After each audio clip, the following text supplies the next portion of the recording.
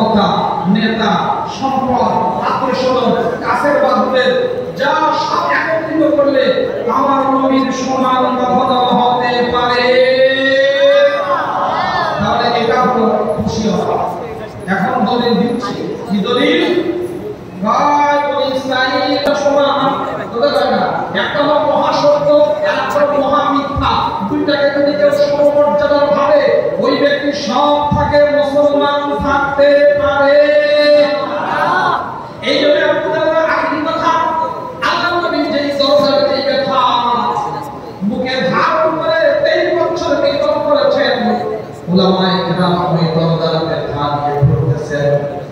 আমি একটু আগে শেষ করলাম, সর্বদা প্রফেশন হয়ে আসছেন ওই একেবারে করে লাখের মতো মানুষ হবে, এত মানুষ কোনদিন ওই জমিতে আমার না হয়।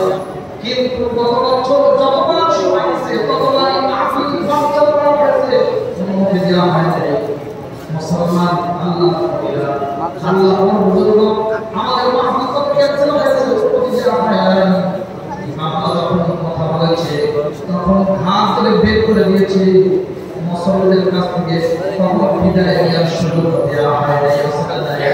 ডক্টর আমার ওয়ানারে বিশ্বত আসি তার মাহফিল ক্যান্সেল হয়েছে। এ দোস্ত আল্লাহর জমিন, এই জমিনটা কার? আসমানটা কার? আল্লাহর কার?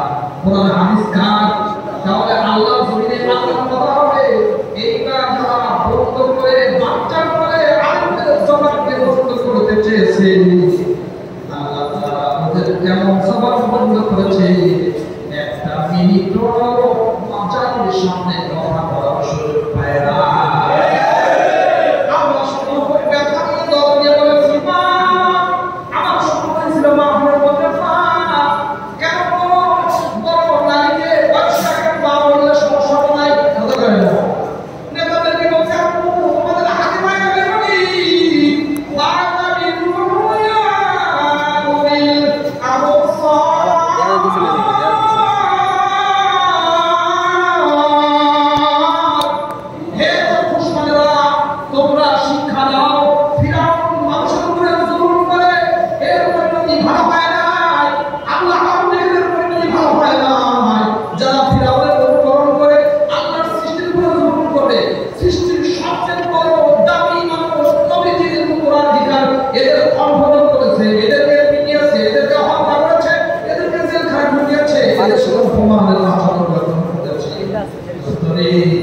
আমি তখন আমার মসজিদে বলেছি, যদি আমার মসজিদের সভাপতি সরকারি দলের একজন কাউন্সিলর এখন আছে, কত জরুর করে নাই, এইগুলো পাওয়া লাগে নাই।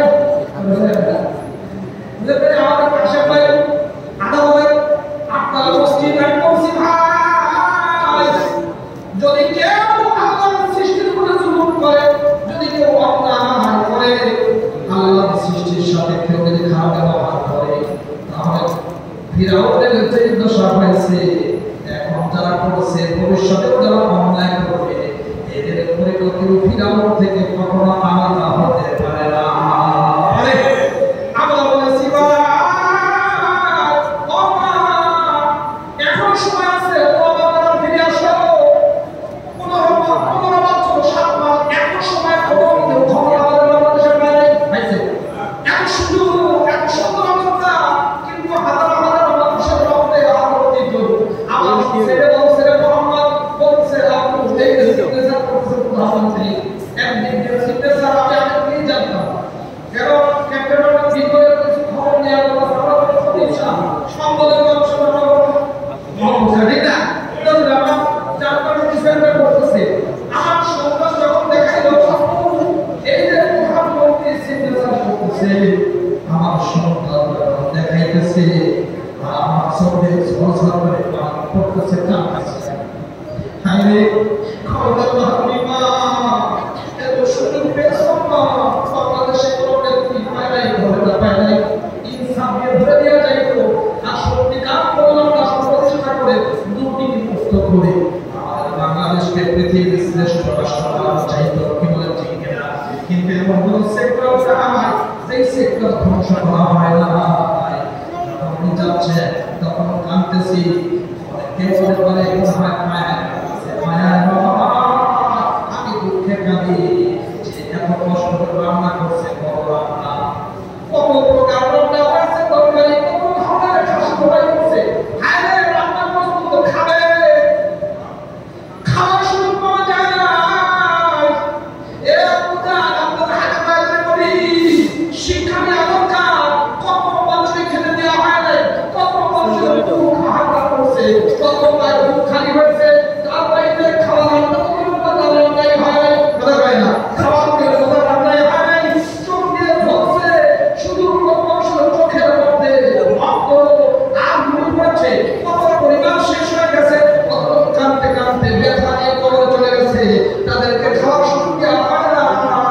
আল্লাহ দেখিয়ে দিলেন অন্যকে যদি সুযোগ না দাও, দেখো আমি কেমন সুযোগ কিনেছি, দেখে নাও। এই জন্য ভাই এখনো আমরা কোনো দলের বিরুদ্ধে নয়, কোনো ব্যক্তির বিরুদ্ধে নয়, আমরা শুধু সব মানুষের কথা বলতে চাই। এখনো অনেকে দেশে জুলুম করে, ওর পরিণতি ওদের থেকে ভিন্ন হবে। পীর হোক, ইমাম হোক, খতিব হোক, যেই হোক, নেতা হোক, নেত্রী হোক, আল্লাহ হুকুম দিয়ে যদি মানব রচিত আইনের সামনে চলে, মানুষের উপরে যদি অন্যায় কোনো সিদ্ধান্ত চাপিয়ে দেওয়া হয়, যদি জুলুম করা হয়, তাহলে তার বিদায় সম্মানের হবে না, এটা অপমানের হবে। কি বলেন ঠিক কিনা? এই জন্য মাকসাদ বিহাসাতি নবী সাল্লাল্লাহু আলাইহি ওয়াসাল্লাম, আল্লাহ নবীর পাঠানো মাকসাদ উদ্দেশ্যই এটাই যে কালিমা পড়েছে, যে মুসলমান দাবি করে, ইমানদার দাবি করে, যে মুসলিম হয়েছে, সে আল্লাহর হুকুমের বাইরে যেতে পারে না, আল্লাহর সুন্নতের বাইরে যেতে পারে না। জমহুরিয়ত নয়, খেলাফত হবে। আল্লাহ নবী রেখে গেছেন খেলাফত, যার খলিফারা চালু রেখেছেন আল্লাহর দেয়া সেই আইন বিধান, খেলাফত রেখে গেছেন। যদি কোনো ব্যক্তি মনে করে খেলাফত এই যে রাষ্ট্র ইসলামী আইন কায়েম করা, এই খেলাফত কায়েম করার চেষ্টা করা, আমি বিশ্বাস এটা পছন্দ করি না বাবা, আমি এই রাজনীতি পছন্দ করি না, তার মানে আল্লাহ নবী রেখে যাওয়া সেই খেলাফত ব্যবস্থা, কোরআন বিধান কায়েম করা, এটা সে পছন্দ করে না।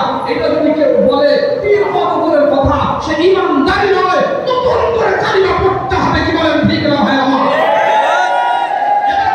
আল্লাহ নবী যেটা দিয়ে গেলেন এবং খোলাফায়ে কেরাম যেটা বাস্তবায়ন করে সারা পৃথিবীকে তাক লাগিয়ে দিলেন, শান্তি, উন্নতি, অগ্রগতি, সমৃদ্ধি এবং সম্প্রীতি যদি দেখতে চাও, ইসলামী বিধান কায়েম করে দেখো, খেলাফতের মধ্যেই না সম্ভব।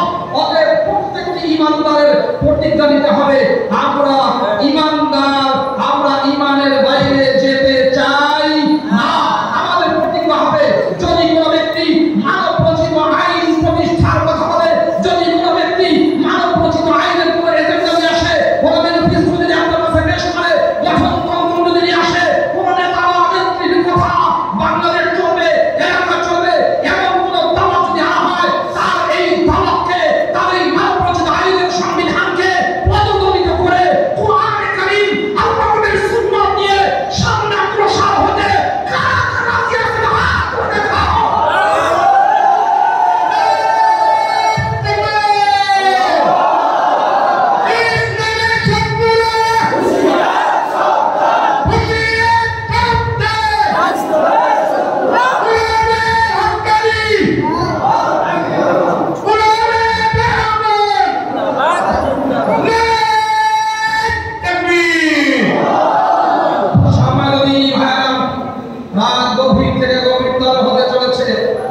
নামাজ পড়ে ফেলেছেন, আমরা যারা পড়ি নাই নামাজটা পড়ে দেব, ঠিক আছে ইনশাআল্লাহ। বাড়িতে গিয়ে আপনার স্ত্রীকে, আপনার বোন মাকে বলবেন, তুমি তো কালিমা পড়েছো, কালিমার চাহিদা হলো আল্লাহ তাআলার হুকুমই মানবে, অন্য কারোর কথা নয়। মুহাম্মদুর রাসূলুল্লাহ যখন পড়েছো, নবীর সুন্নতি পুরো জিন্দেগিতে মানবে, এর বাইরে হতে পারে না। আপনারাই বলেন তো, আমাদের যে সমস্ত দুনিয়ার দল আছে, দলের গঠনতন্ত্রের কোনো ধারা যদি বলে আমি এটা মানি না, সে কি দলে থাকতে পারে? বিএনপি আমাদের সফলতা আছে,